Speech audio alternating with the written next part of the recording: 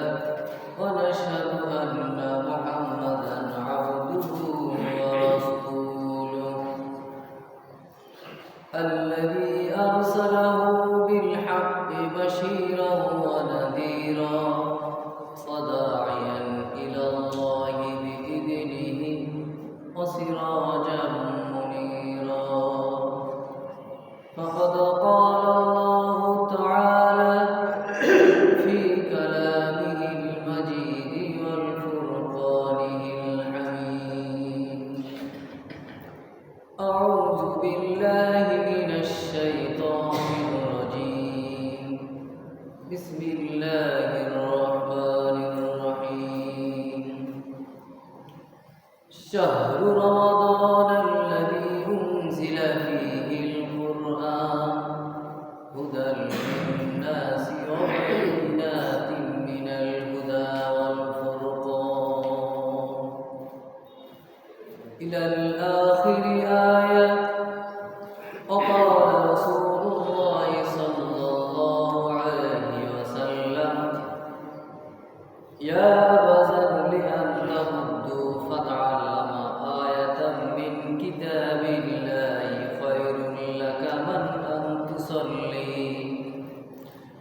خير لك من أن تصلي 100 ركعة ولأن تغدوا فتعلم بابا من ابن علم عمل به ولم يعمل خير من أن تصلي 1000 ركعة. لقد جاءكم رسول من أنفسكم عزيز عليه ما عنتم حريص عليكم بالمؤمنين رؤوف رحيم فإن تولوا فقل حسبي الله لا إله إلا هو عليه توكلت وهو رب العرش العظيم.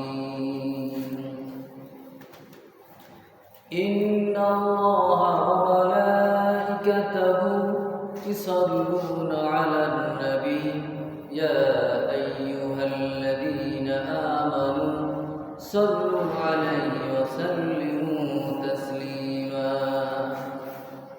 اللهم صل على محمد وعلى آل محمد كما صليت على إبراهيم وعلى آل إبراهيم إنك حميد مجيد. اللهم بارك على محمد وعلى آل محمد كما باركت على إبراهيم وعلى آل إبراهيم إنك حميد مجيد. الحمد لله সমস্ত তারিফ ও প্রশংসা একমাত্র সে আল্লাহ রাব্বুল আলামিনের জন্য, যিনি আব্দুল মালিক, সৃষ্টির রিজিকের রাজ্জাক, যিনি আমাদেরকে দয়া করে মায়া করে বিভিন্ন কাজকর্ম থেকে বিরত রেখে সুস্থ শরীর নিয়ে পবিত্র জুমার দিন পবিত্র মসজিদে সারা বিশ্বের মুসলিম উম্মাহর ইবাদতের জায়গা এই ঘরে কুরআন ও সুন্নাহ থেকে কিছু কথা শোনার এবং পবিত্র জুমার 2 রাকাত নামাজ পড়ার জন্য বসার তৌফিক দান করেছেন। এই জন্য সকলেই আমরা দিল থেকে শুকরিয়া আদায় করি আলহামদুলিল্লাহ। আল্লাহ রাব্বুল আলামিন আমাদের এই শুকরিয়া যেন কাল কিয়ামতের কঠিন দিনে মুসিবতের সময় যেন আমাদের নাজাতের জরিয়া হিসেবে কাজে লাগে। বলেন সকলে সুবহানাল্লাহ। লাখো কোটি দুরূদ ও সালাম বর্ষিত হোক সে মহামানবের উপর, যিনি হলেন নবীকুলের শিরোমণি, নবীদের সর্দার, যিনি হলেন সারা বিশ্বের উম্মতের কাণ্ডারি, যিনি হলেন সারা বিশ্বের রহমত স্বরূপ, সারওয়ারে কায়নাত, আশরাফুল আম্বিয়া, সাইয়্যিদুল মুরসালিন, রাহমাতুল লিল আলামিন, বিশ্বনবী জনাবে মুহাম্মদ রাসূলুল্লাহ সাল্লাল্লাহু আলাইহি ওয়াসাল্লাম। উপস্থিত সম্মানিত হাজিরিন, ছোটদের প্রতি স্নেহ, সবার প্রতি আন্তরিক শুভেচ্ছা ও আমার হৃদয় থেকে জানাই সালাম। আসসালামু আলাইকুম ওয়া রাহমাতুল্লাহি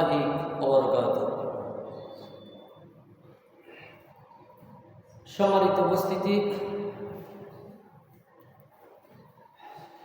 আজকে পবিত্র জুমার দিন।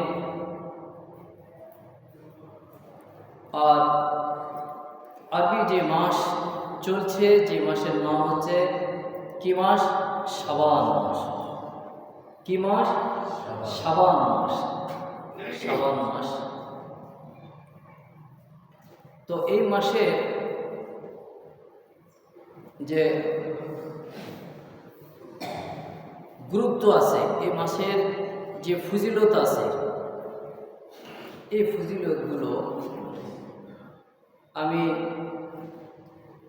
গত জুমায় ধারাবাহিকভাবে সংক্ষেপে আলোচনা করার চেষ্টা করেছি। কিছু গুরুত্বপূর্ণ বিষয় আছে, সেগুলো আজকে আলোচনা করার চেষ্টা করব। এবং মূল যে আলোচনা সেটা হলো যে শিক্ষার গুরুত্ব বা তাৎপর্য নিয়ে আলোচনা করার চেষ্টা করব ইনশাআল্লাহ।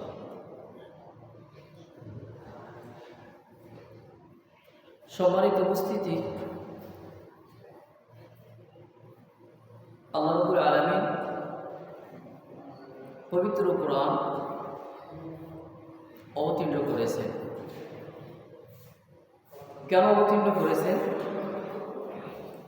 মানব জাতির কল্যাণ বা মানব জাতির হেদায়েতের জন্য। মানব জাতির কল্যাণ বা মানব জাতির হেদায়েতের জন্য। আর পবিত্র কোরআন হচ্ছে আমাদের গাইডলাইন। পবিত্র কোরআন হচ্ছে আমাদের গাইডলাইন। তো পবিত্র কোরআন আমরা কীভাবে মানব? যে রসুল যেভাবে মেনেছেন ঠিক সেভাবে আমাদেরকে পবিত্র কোরআন মানতে হবে। তো আমরা যে রসুলের অনুসরণ করে মানব, এখন একটি যে বিষয় সেটা হচ্ছে যে আমরা টুপি পরি, এটা হলো সুন্নাহ। পাগড়ি পরি, এটা হলো সুন্নাহ। পাঞ্জাবি জুব্বা পরি, এটাও হলো সুন্নাহ। এগুলো সুন্নাহ। আর রসুলের যেগুলো আদর্শ, সে আদর্শগুলো কি? এই আদর্শও কি? এই আদর্শও সুন্নাহ। আদর্শগুলো কি? আদর্শগুলো সুন্নাহ। আদর্শগুলো সুন্নাহ। তো রসুলকে যদি আমরা ভালোবাসি, তাহলে রসুলের সুন্নতের যেরকম আমরা পাবন্দী হব, ঠিক একই রকমভাবে রসুল কীভাবে জীবনযাপন করেছে এদিক দিয়ে আমাদেরকে কী করতে হবে? লক্ষ্য রাখতে হবে। লক্ষ্য রাখতে হবে। এ প্রসঙ্গে ইবনে মাজাহ, আবু দাউদ, সহিহ বুখারী এবং মুসলিম শরীফের হাদিস। এই হাদিসের মধ্যে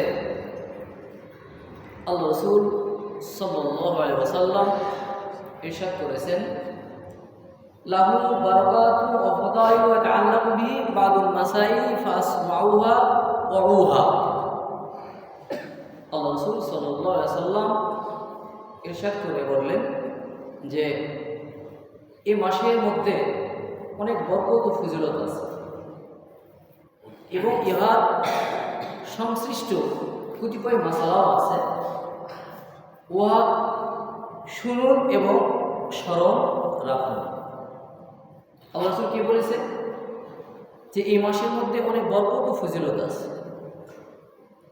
এবং ইহার সংশ্লিষ্ট কতিপয় মাসালাও আছে। উহা শুনুন এবং স্মরণ রাখুন। তাহলে কি মাসালা আছে? এগুলো শুনতে বলেছে এবং স্মরণ রাখতে বলেছে। এই স্মরণ রাখার উদ্দেশ্যটা কি?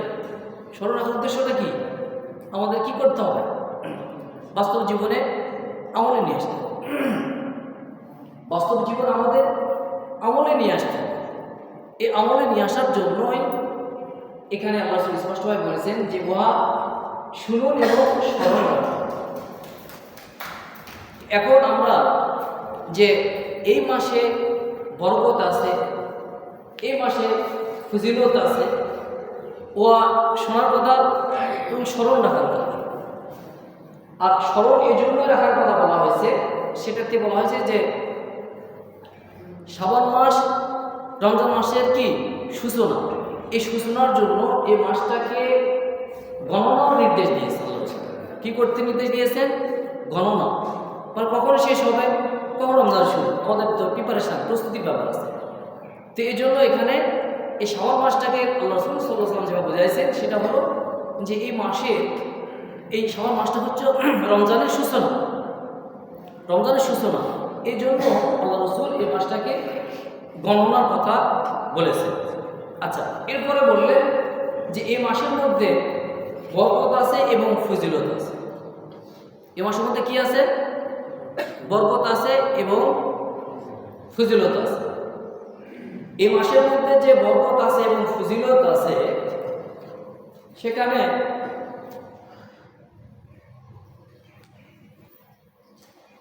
স্পষ্টভাবে বলেছেন যে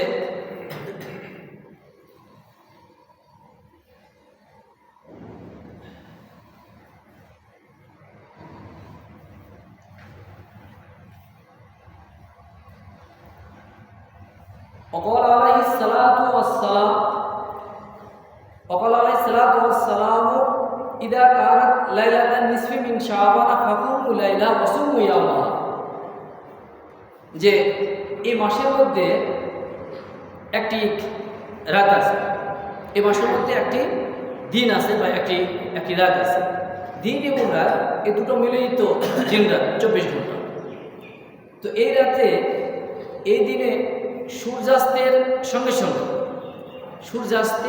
সঙ্গে আল্লাহ রাব্বুল আলামিন সপ্তম আসমানে কি করেন? নেমে আসেন। আল্লাহ রাব্বুল আলামিন সূর্যাস্তের পরপরই সপ্তম আসমানে তিনি নেমে আসেন এই রাতে, সূর্যাস্তের পরপরই। তো নেমে আসে কি বলেন যে গত সময় এই আলোচনা করা হয়েছিল যে তোমাদের মধ্যে কে আসো অভাবগ্রস্ত, আমার কাছে আমি তোমাদেরকে কি দেবো? রিজিক দেব। তোমাদের মধ্যে কে আসো যে বিপদগামী, আমার কাছে আমি বিপদ থেকে তোমাদেরকে কি করব? রক্ষা করব। এরপরে বলেছেন যে তোমাদের মধ্যে কে আছে ক্ষমা প্রার্থী, আমার কাছে ক্ষমা চাও, আমি আল্লাহ তোমাদের ক্ষমা করব। এবং এই রাতের যে ফজিলত গত যে আলোচনা করা হয়েছে, যাই হোক, তো এই রাতের যে গুরুত্ব, সেই গুরুত্বটা হচ্ছে যে এই রাতে আল্লাহ রাব্বুল আলামিন সপ্তম আসমানে নেমে আসবে। এটা কোন দিন হচ্ছে নেমে আসবে? কোন দিন হচ্ছে? শাবান মাসের 15 তারিখ।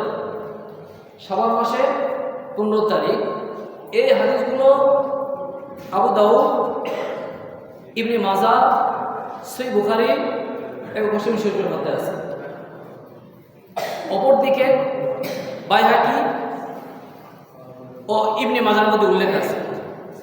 তো এখানে যে স্পষ্টভাবে বলা হয়েছে যে এই মাসের মধ্যে একটি দিন আছে, একটি রাত আছে, যে এই রাতে সূর্যাস্তের পরপরই আল্লাহ রাব্বুল আলামিন সপ্তম আসমানে নেমে আসে এইভাবে বলতে থাকে। এটা কখন পর্যন্ত বলে? ফজরের উদয় পর্যন্ত, ফজরের উদয় পর্যন্ত বলতে থাকে। তাহলে অবশ্যই যে এই রাতের যে গুরুত্ব, ফজিলত, আর পূর্বের হাদিসের মধ্যে বলা হলো যে লাহু বারাকাতু ওয়া ফাদাইলু ওয়া তাআলাকুমি বাদুল মাসাইলি ফাসমাউহা ওয়া উহা, যে আল্লাহ বললেন যে এই মাসের মধ্যে অনেক বরকত ফজিলত আছে এবং ইয়ার সংশ্লিষ্ট কতিপয় মাসালাও আছে, ওয়া শুনুন এবং স্মরণ রাখুন। তো স্মরণ যে বিষয়টা সেটা হলো যে এই মাসের মধ্যে তো বলা হয়েছে এই মাসের মধ্যে যে এই রাতে আপনি একটি বছর কি করবেন, সেগুলো আমল কি করা হয়, উঠে নেওয়া হয়। এই রাতে কি করা হয় যে এক বছরের মধ্যে সামনে বছরের মধ্যে সামনে বছরের মধ্যে কতগুলো আমল সন্তান পৃথিবীতে আসবে তাদের তালিকা প্রস্তুত করা হয়।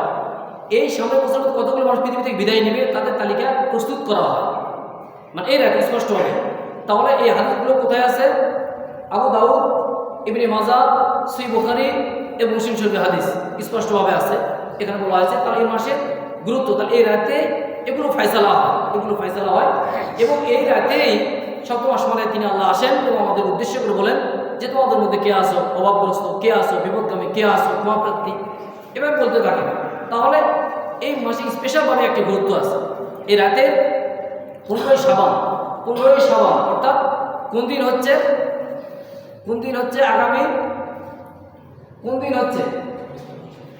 আগামী সোমবার। কোন দিন হচ্ছে কেউ বলতে পারছেন না? আগামী রবিবারের রাত, রবিবার দিন যে রাত, সাবিকুন নাহার, আগে আসে রাত, এরপরে আসে দিন। তাহলে রবিবারের দিন যায় সর্বত আসে আমাদেরকে এই ফজিলতের রাত আসবে। ওয়ালাইলু সাবিকুন নাহার, আগে আসে রাত, এরপরে আসে দিন। তাহলে রবিবার দিন যাওয়ার সঙ্গে সঙ্গে সূর্যাস্তের সঙ্গে সঙ্গে আল্লাহ রাব্বুল আলামিন সপ্তম আসমানে নেমে আসবে। তাহলে রবিবারের দিন যায় যে রাত আসবে, সেই রাতে আমাদের ফজিলত এবং গুরুত্বের এই রাত, এই রাতে আমরা যেন কোনোভাবে হেলায় কাটিয়ে না দিই। এই রাতে অবশ্যই যেন আমাদের চাওয়া স্পষ্ট বলা আছে এবং এই রাতের মধ্যে কিন্তু জাগরণের কথা বলা হয়েছে। এই রাতে আল্লাহ রাসূল সাল্লাল্লাহু আলাইহি ওয়াসাল্লাম জাগরণের কথা স্পষ্টভাবে বলা হয়েছে। এই রাতে কিন্তু জাগরণের কথা বলা হয়েছে যে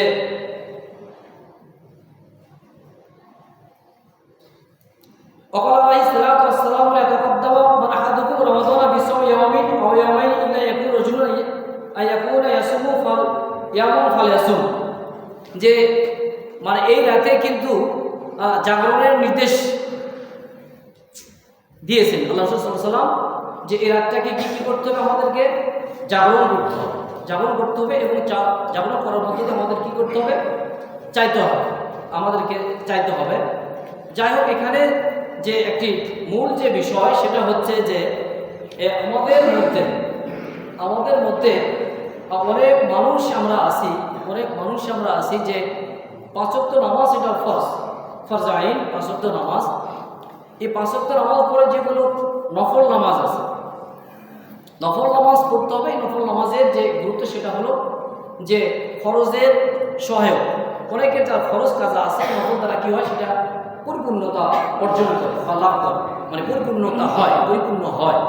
এই জন্য আমরা নফল নামাজ পড়ি। কিন্তু এখানে যে একটি বিষয় সেটা হলো যে পবিত্র কোরআনের সূরা বাকারার মধ্যে রমজানের উদ্দেশ্য করে যেগুলো আয়াত আছে সেখানে বলা হয়েছে যে শাহরু রমাদানাল্লাযী উনজিলা ফিল কুরআন হুদাল লিন-নাস ওয়া বাইয়িনাতিন মিনাল হুদা ওয়াল ফুরকান।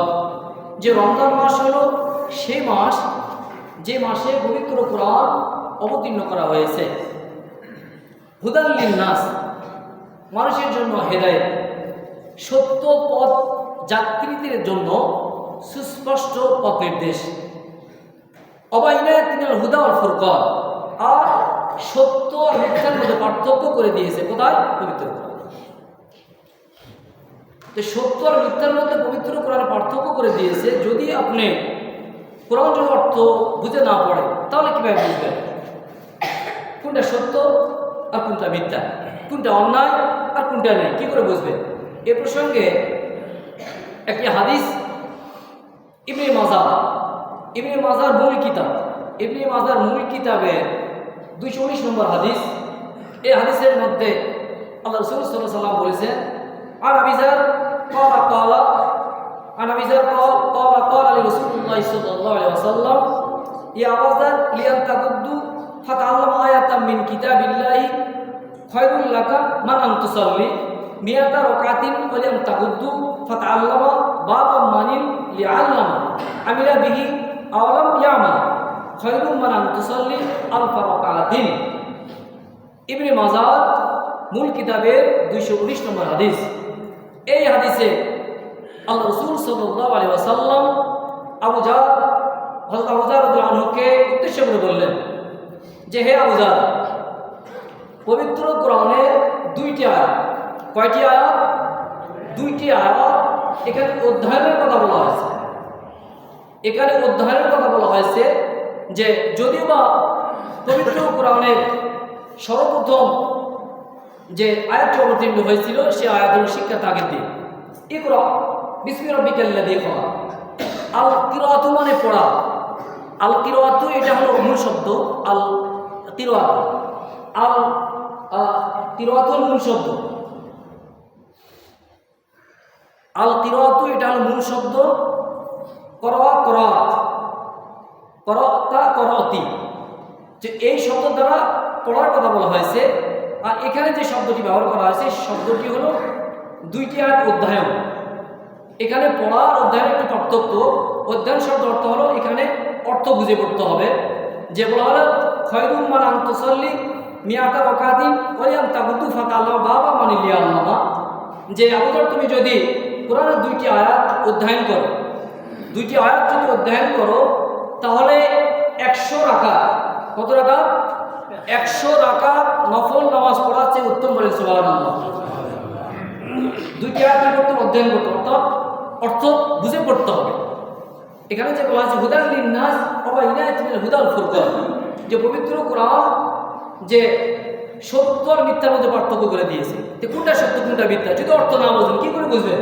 এই জন্য এখানে বলা হয়েছে যে দুইটি আয়াত যদি অর্থ করে কেউ পড়ে তাহলে বলা হয়েছে যে 100 রাকাত নফল নামাজের চেয়েও উত্তম বলে সুবহানাল্লাহ।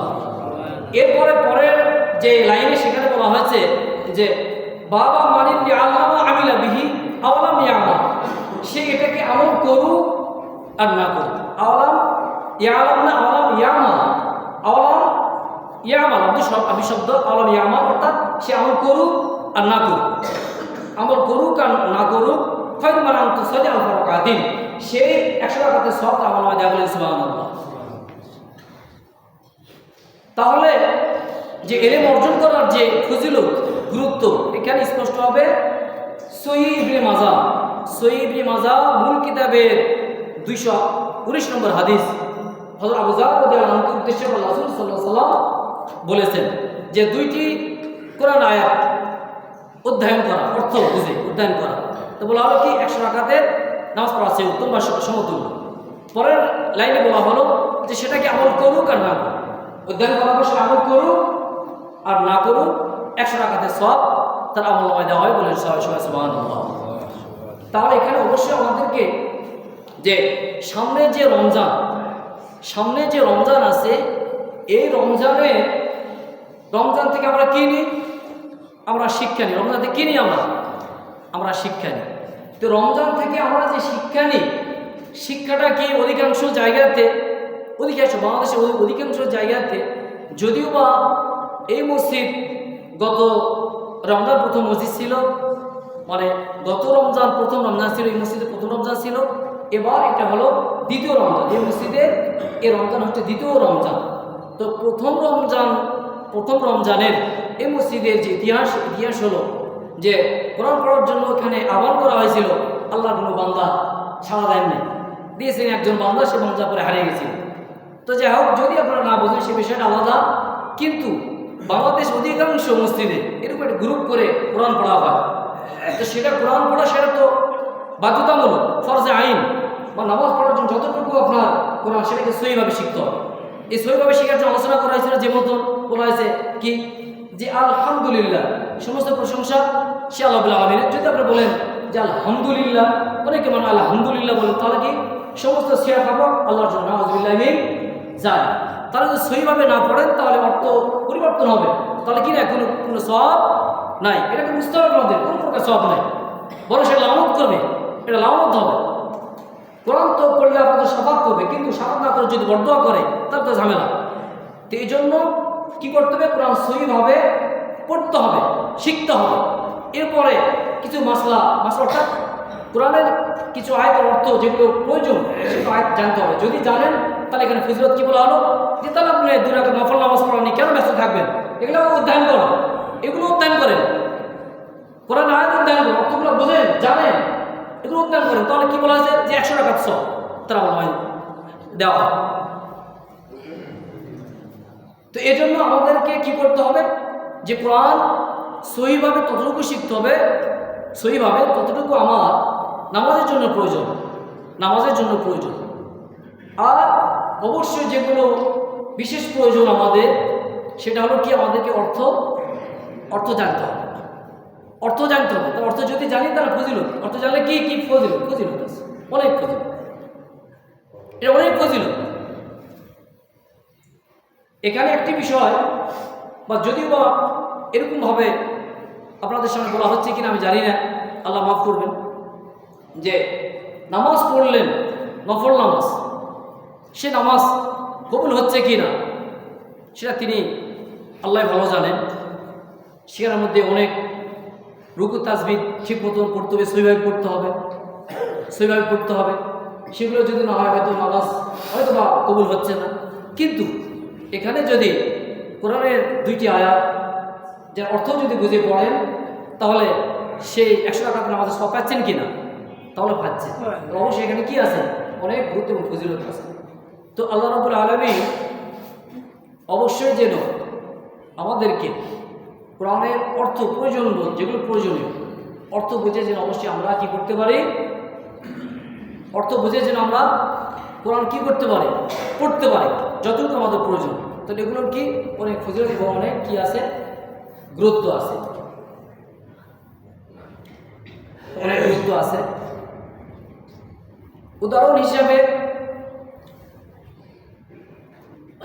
প্রতিটি মানুষ কুল্লু নাফসিন যায়িকাতুল মউত, প্রত্যেক প্রাণীকে মৃত্যুর স্বাদ গ্রহণ করতে হবে। প্রত্যেক প্রাণীকে কি করতে হবে, মৃত্যুর স্বাদ গ্রহণ করতে হবে। তো মৃত্যুর স্বাদ যখন গ্রহণ করব আমরা, তো আমাদের তো কবর আছে। যদি আমি কোনো দিন মসজিদে না আসি, কিন্তু মসজিদের যে খাটলি এটা তো আমার বাড়িতে যাবে না, যাবে না? আমি যদি কোনো দিন মসজিদে না আসি, কিন্তু আমার খাটলি যেটা মসজিদে, এটা তো আমার বাসায় যাবে না, যাবে না? এখানে কোনো সন্দেহ আছে নাকি? কোনো সন্দেহ নেই। আপনার আমার, আপনাদের আমাদের হায়াতের জিন্দেগি চলে যাচ্ছে, কিন্তু আমরা সেটা কি পাচ্ছি না, টেরও পাচ্ছি না। আমরা সেটা কিন্তু কি পাচ্ছি না, টেরও পাচ্ছি না।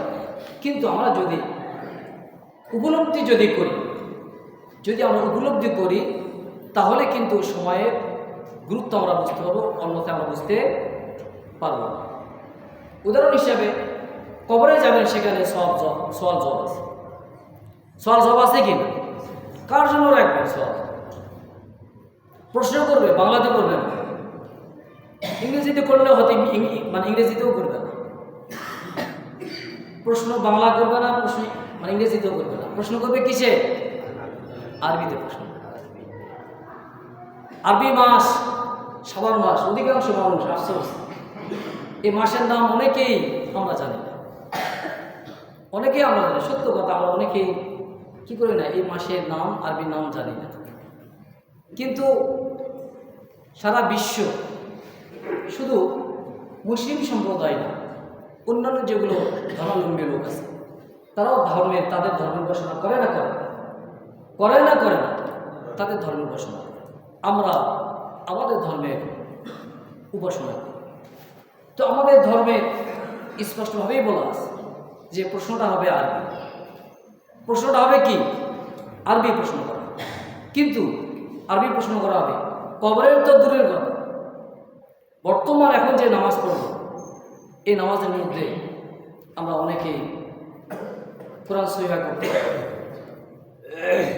কিন্তু কোরআন যে সহিভাবে পড়তে পারেন না, এটার অনেক ব্যাখ্যা, সংক্ষেপে আলোচনা। সেটা হলো যে এই বিষয়টা বাবা মারও একটি দায়িত্ব ছিল। সেই দায়িত্ব সন্তানদেরকে যে শিক্ষা দিতে হবে, সুশিক্ষা, কোরআনে যে শিক্ষাটা, অনেক বাবা মা সেটা পারেনি। এখন যখন আপনারা বুঝতে পারলেন, তখন দেখছেন যে বয়স হয়ে গেছে। কিন্তু তারপরও যদি কোনো মানুষ যদি চেষ্টা করে, তাহলে কিন্তু অবশ্যই কি করতে হবে, শিখতে পারবে, চেষ্টা করে শিখতে পারবে। অনেকেই চেষ্টা করে শিখতে পারে না, সেই বিষয়টা আলাদা।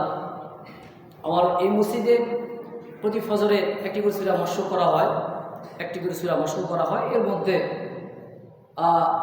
আমার খুব প্রিয়, মানে সবাই প্রিয়, সব মুসল্লি আমার প্রিয়, তার মধ্যে একটি মুসল্লি প্রিয় আছেন আমার আব্দুল খালেক ভাই। উনি শিখতেছেন, উনি যখন আমি যেগুলো আয়াত পড়ি, উনি একটু বলতে চেষ্টা করে, তো আমার খুব ভালো লাগে, উনি চেষ্টা করতেছে। তা এই বয়সে যদি উনি চেষ্টা করে, তার বাকি যারা আমরা আছি আমাদের চেষ্টা করতে হবে, চেষ্টা করতেছি, চেষ্টা তো করতে হবে। চেষ্টা করার পর সেই বুখারীর প্রথম হাদিস ইন্নামা আমালু বিন্নিয়াত, মানুষের নিয়ত মানে কী করতে হবে, ঠিক করতে হবে। নিয়ত যদি ঠিক থাকে তাহলে কিন্তু সেখানে সেই ইবাদতের গুরুত্ব আছে, ইহকাল আছে, পরকাল আছে। নিয়ত যদি ঠিক থাকে, আপনি যদি নিয়ত করেন আমি শিখবো ইনশাআল্লাহ, চেষ্টা যদি থাকে, আপনি যদি এই শিখতে শিখতে পৃথিবী থেকে বিদায় নেন, তাহলে সেই শিক্ষা অর্জন করে আপনাকে কালকে আমাদের কঠিন দিনে হাসরের ময়দানে আপনাকে কি করবেন, আল্লাহ রাব্বুল আলামিন উঠাবেন। তো এই জন্য কিসের জন্য উঠাবেন, এই চেষ্টা থাকার মধ্য দিয়ে। চেষ্টা করেছেন বলেও সম্মান দান করেছেন, চেষ্টা না করলে তো সম্মান দান করতেন না, চেষ্টা না করলে সম্মান কখনোই দান করতেন না। তো যাই হোক, সামনে যে রমজান আছে এবং সামনে যে রবিবারে দিন যায় যে রাত, নিঃসন্দেহে আবু দাউদ ইবনে মাজাহ, সহিহ বুখারী, মুসলিম শরীফের হাদিসে স্পষ্ট যে রেওয়ায়েত, সেই রেওয়ায়েত মোতাবেক আবারও বলছি আমি, আবু দাউদ ইবনে মাজাহ, সহিহ বুখারী, মুসলিম শরীফের হাদিসে যে রেওয়ায়েত, সেই রেওয়ায়েতে স্পষ্টভাবে বলা হয়েছে যে এই রবিবারের দিন যায় যে রাত আসবে, সেই রাতে অনেক গুরুত্ব ফজিলত আছে, অনেক ফজিলত আছে। এই রাতে চাওয়ার কথা বলা আছে, আপনি পাচ্ছেন না শিখতে, আপনার এভরিথিং, যখন যত সমস্যা, শিক্ষার থেকে শুরু করে অর্থের থেকে শুরু করে যত প্রকার চাওয়া পাওয়া আছে, আপনি তাহলে স্পষ্ট বলে আপনি চান, মানে এই রাতে চাওয়ার কথা বলা আছে, এই রাতে চাওয়ার মতো চান, তাহলে অবশ্যই আল্লাহ কী করবে, সারা দেবে। তাহলে অবশ্যই যেন আমরা আগামী রবিবারের দিন যায় যে রাত, সে রাত যেন আমরা কোনোভাবেই হেলায় যেন কাটিয়ে না দিই, এই রাতের গুরুত্ব এবং তাৎপর্য বুঝে যেন আমরা এই রাতে আমল করে যেন এই রাতটাকে মানে পার করতে পারে। এই তৌফিক আল্লাহ সুবহানাহু ওয়া তাআলা আমাদেরকে যেন দান করেন। সবাই বলে আল্লাহুম্মা আমিন। সুবহানাকা আল্লাহুম্মা ওয়া বিহামদিকা আশহাদু আল্লা ইলাহা ইল্লা আনতা আস্তাগফিরুকা ওয়া আতুবু ইলাইক। আসসালামু আলাইকুম ওয়া রাহমাতুল্লাহি ওয়া বারাকাতুহু। চার রাকাত সুন্নাত আদায় করবেন সবাই।